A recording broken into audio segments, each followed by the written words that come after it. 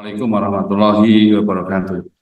Selamat pagi, salam sejahtera untuk kita semua. Om Swastiastu, Namo Buddhaya. Ketua anggota yang saya hormati, Pak Kepala Badan POM dan seluruh jajaran yang saya hormati. Saya apresiasi dari seluruh pemaparan, Pak. Tapi saya hanya akan fokus pada satu isu yang terkait dengan BGN dan MBG.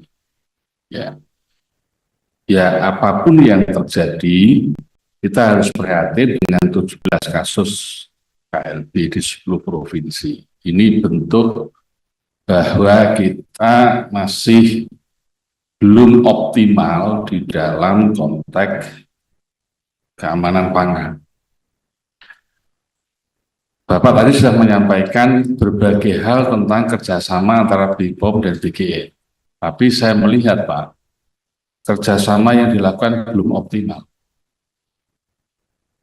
Padahal dalam PP 86 2019 tentang keamanan pangan, pasal 47, pangan olahan siap saji itu menjadi urusan nomor 1 Menkes, kedua Kepala Badan, yang ketiga Bupati Wali Kota, sesuai dengan kewenangannya. Kalau saya uraikan, Pak, Menkes untuk mengawasi pangan olahan siap saji, infrastrukturnya nggak sampai daerah. Yang kedua, kalau Bupati Wali Kota, dalam konsep BGN MBG, dia tidak melakukan dekonsentrasi. Maka yang paling tepat sesungguhnya dalam pangan olahan siap saji, itu Kepala BGN, Kepala BPOM. Jadi BPOM ini menurut saya partner dengan BGN terkait dengan pangan olahan siap saji. Jadi ini melibatkan dua kepala badan. Ini kalau digabungkan, Pak, di merger dalam mengawasi MBG, Pak, ini menurut saya paling efektif. Dan Bapak punya otoritas PP 86 tahun 2019.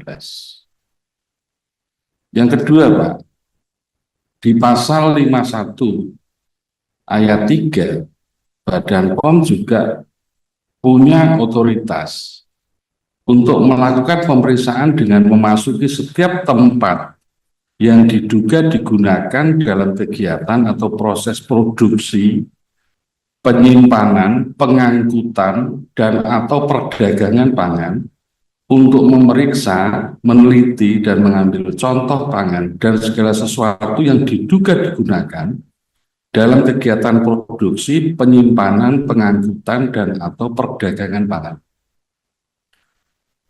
Artinya, Pak, Bapak punya otoritas yang kuat sebetulnya untuk melakukan pengawasan pada seluruh SPPG yang dibangun oleh BGN. Nah, pertanyaan, Pak, satu, BPOM diberi kewenangan ketika BGN memberi izin pada SPPG yang diusulkan, BPOM dilibatkan dalam proses ini nggak, Pak? Kan mestinya Bapak harus melakukan cek dulu seluruh persyaratan yang diajukan oleh apakah itu mitra yayasan atau yang lain dalam semua standar yang ditetapkan oleh BGN. Apakah itu menyangkut gedungnya, lantainya, dapurnya, alat makannya, penyimpanan makanannya yang basah dan kering. Bapak diberi otoritas ya sebelum BGN itu memberi izin, Pak?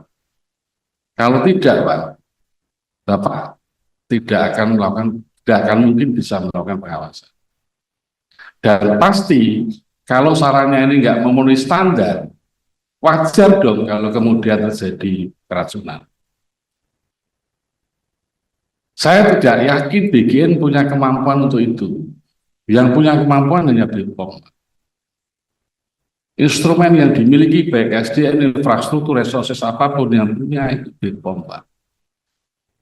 Jadi dari seluruh tahapan proses yang Bapak sampaikan itu, kalau Bapak tidak mengendalikan pemberian izin, ini salah besar negara ini. UMKM aja Bapak kontrol ketat kok. Masyarakat kecil itu yang UMKM Bapak kontrol ketat, ngasih izinnya susahnya bukan main. Kenapa ini menyangkut 3.000 orang setiap hari yang memberikan makanan siap saji, Bapak lepas begitu saja? Apakah karena ketakutan sesama lembaga negara? Kan tidak mungkin begitu. Ini penting, Pak. Ini Bapak punya kewenangan, tapi kalau Bapak nggak gunakan kewenangan ini, yang korban anak-anak, Pak.